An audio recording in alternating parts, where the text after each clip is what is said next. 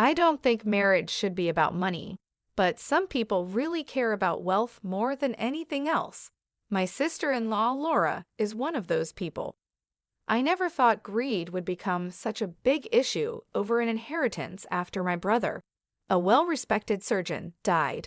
I'm Julia Roberts. I manage a jewelry store, and I'm happy being single at 35. However, I've been thinking about marriage since my boyfriend recently proposed. Our families are getting together tomorrow to celebrate our engagement, but I can feel tension brewing. My older brother Kyle, who is a well-known surgeon in Paris, has always looked out for me and taught me a lot because he's much older. He jokes about checking out my boyfriend as if he were my dad, which makes me laugh. But I can tell he's a bit worried. Kyle's marriage to Laura, a very beautiful woman with questionable morals, really shows the conflict between looks and true character. Despite their glamorous life, Laura's love for luxury puts a strain on our family relationships. Her need for expensive things often comes before her promises, leaving us let down and upset. At first, we overlooked Laura's behavior, thinking it was because of the pressure to look good. But as she started skipping more family events, our patience started to wear thin. Her decision to cancel on tomorrow's gathering at the last minute for tea at a fancy hotel is a perfect example of her selfishness.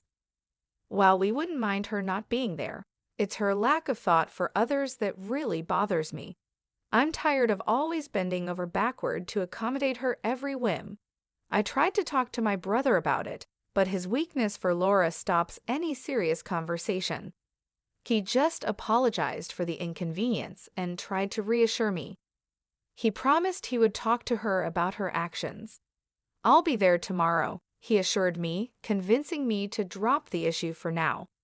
What bothers me the most isn't just Laura's selfishness, but also how she gets my busy brother to say sorry for her and do her tasks, even though she doesn't work and could handle them herself.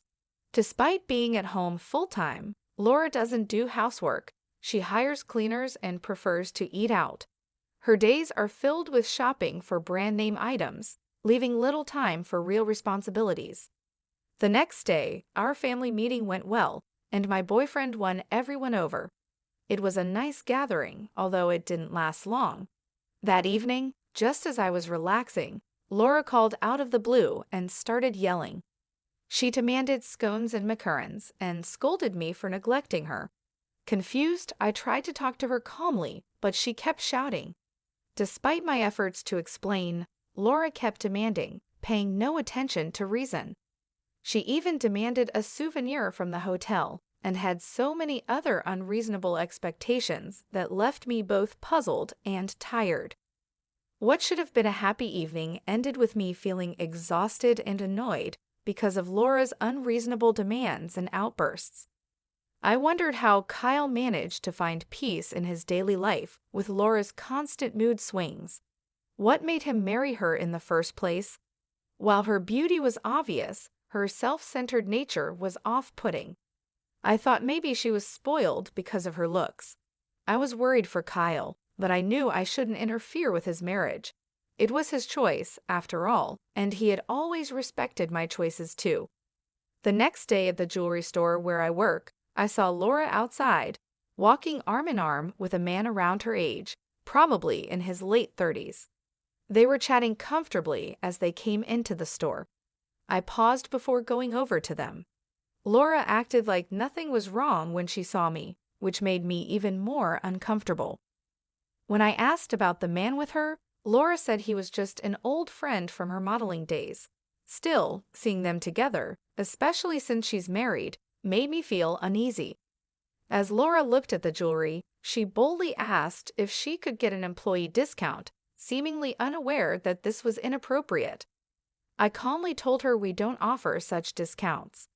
Honestly, I didn't like the idea of her friend buying things for her, and she seemed slightly annoyed when I told her the discount wasn't available. Laura picked out some items and left, leaving the man to pay the bill. This made me wonder about their relationship. That evening, I decided to talk to Kyle about what I saw, but when I called him, he seemed really down. "Kyle, what's wrong?" I asked, noticing he was upset. I had my suspicions about Laura, but I didn't mention them. When I tried to talk about my upcoming wedding, Kyle seemed distracted by his own thoughts. He talked about saving for our wedding next year and invited me over, but didn't say much about Laura. His uncertainty made me curious. Although I tried to discuss the wedding details, Kyle was non-committal and ended the call abruptly, asking me to meet at our parents' house without explaining why. Maybe he wasn't feeling well. Kyle, a dedicated surgeon, often puts other people's needs before his own health, and this tendency of his to ignore his own health worries me, despite his jokes about the risks of his job. I couldn't stop thinking that his non-stop work schedule was wearing him down. I doubted that Laura, with her self-centered attitude, could give him the support he needed. Kyle sent an email later outlining the plan for a gathering at our parents' house. When I got there, I was shocked to see how pale and worn out he looked, worse than ever before. I asked him how he was, but he just gave me vague answers about being busy with work. Finally, I gathered the courage to talk about Laura's recent actions. I told him about her visit to my store with a young man and wondered aloud if she was deceiving him again. Laura's past actions had always worried me, and I couldn't overlook them any longer. "I've been too busy with work to pay much attention to her," my brother confessed. Our parents were upset by her absence at the gathering, which gave me a chance to bring up my concerns. When I asked Kyle about Laura's absence, he said solemnly, "Laura isn't here today, which is why I asked you all to come. I have a favor to ask." With a serious look, Kyle shared some shocking news. Despite our shock, he stood firm, leaving us stunned.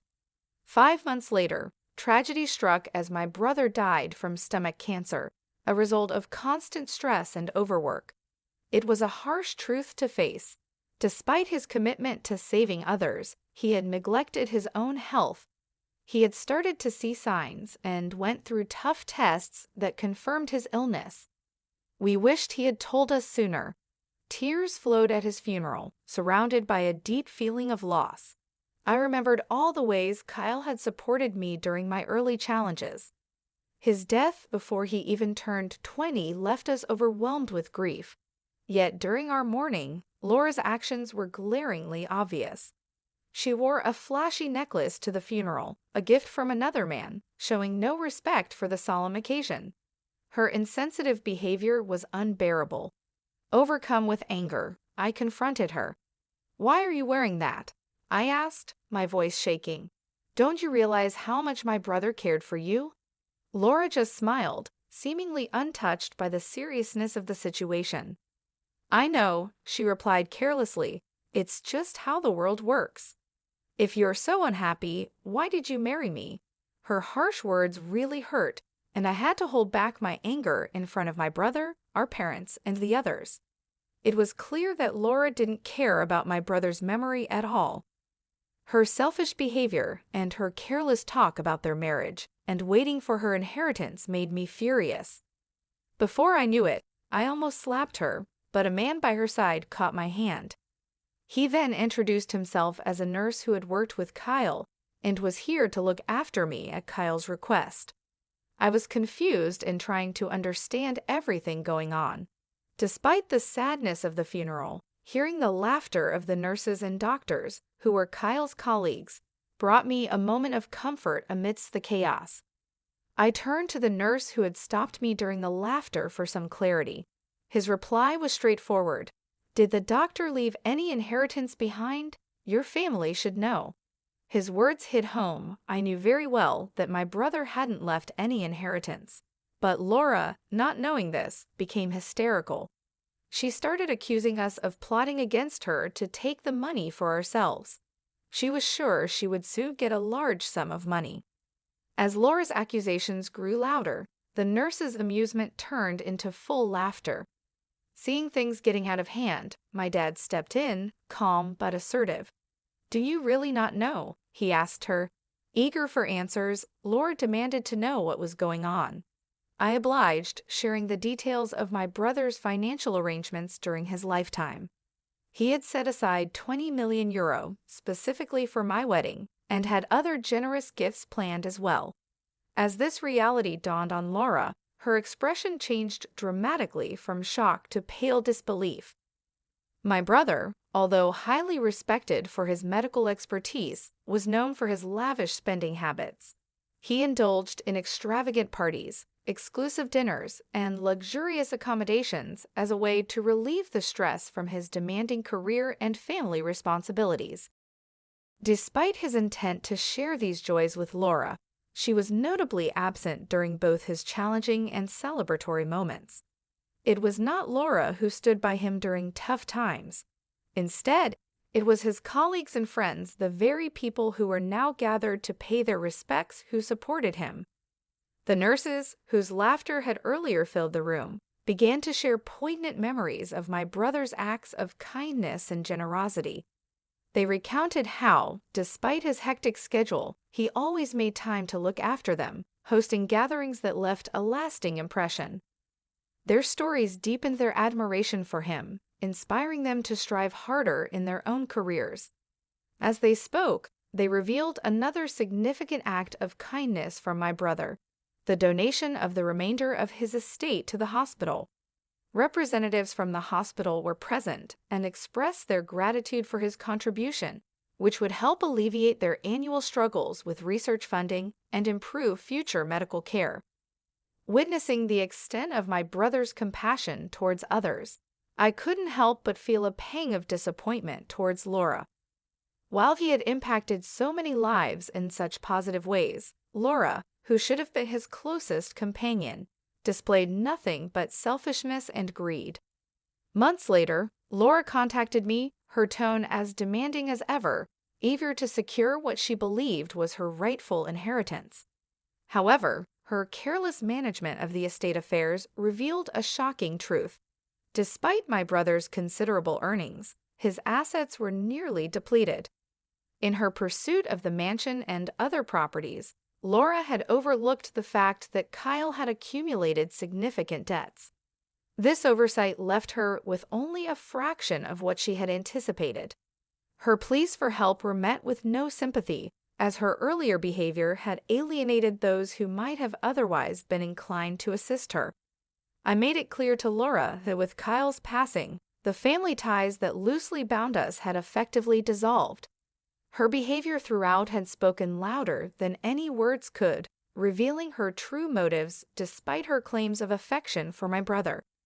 "I could potentially help you out of this trouble," I told her, "but how can you expect that after you've been so blatantly selfish?" My voice was tinged with disbelief and disappointment as I spoke. Laura's response was fraught with impatience, a stark contrast to the composed facade she usually maintained.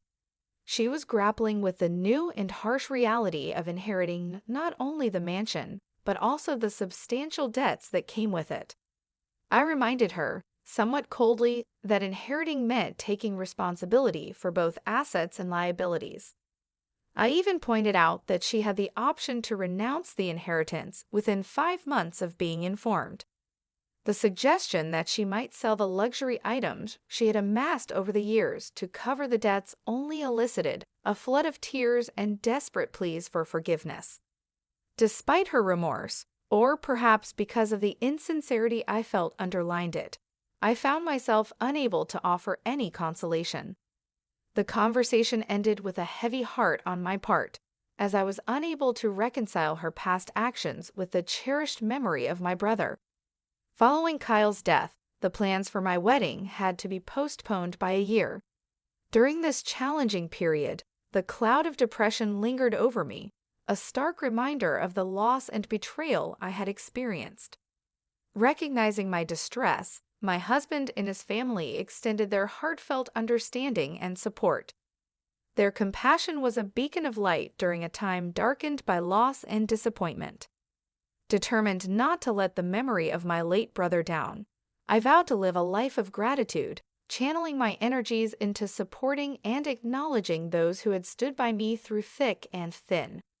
When the wedding finally took place, it was not just a celebration of union, but also a tribute to Kyle's lasting impact on those around him. His popularity and the respect he commanded among his colleagues became poignantly evident as many of them visited his grave to pay their respects. They shared stories of his generosity and kindness, especially towards his coworkers, further cementing his legacy as a man who had genuinely cared for others beyond the confines of family and personal gain. Through these reflections and tributes, the wedding became a dual ceremony of love and remembrance, intertwining my new beginning with the honoring of a life that, while tragically cut short, had profoundly touched many. This convergence of joy and sorrow underscored the complexities of life and the enduring influence of genuine connections forged in both joyous and challenging times. I was always concerned that my brother's generosity might make him vulnerable to those looking to exploit his kind nature. However, the overwhelming support from friends and colleagues after his passing reassured me that his goodwill had been genuinely appreciated, not taken advantage of. Meanwhile, news about Laura's decline began to circulate within the jewelry industry and among our social circles.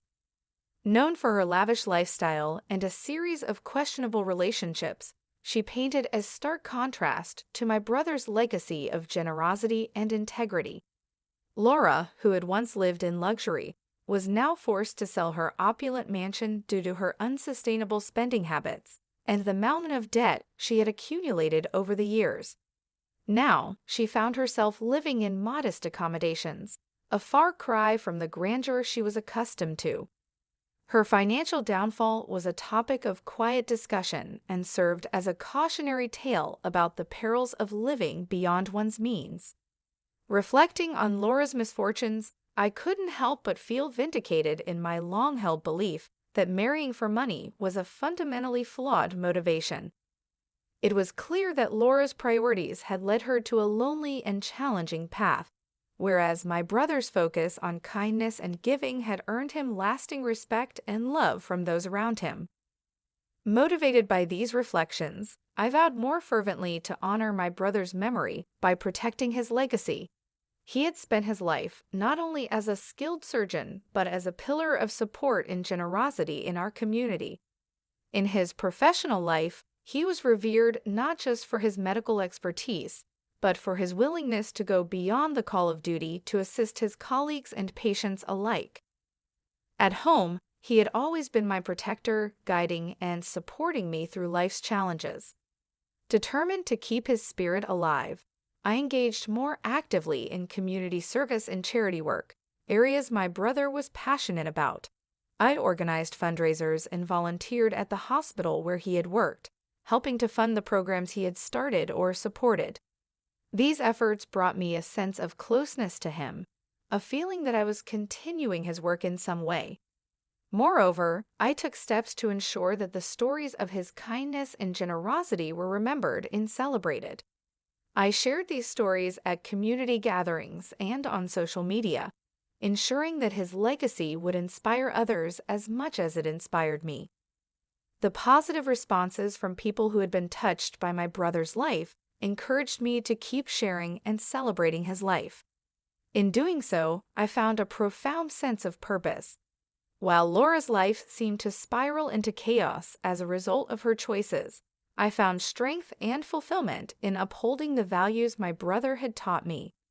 This contrast between our paths was a stark reminder of the different outcomes that result from our life choices. By choosing to embody my brother's principles of generosity and support, I not only honored his memory, but also enriched my own life, making it fuller and more meaningful.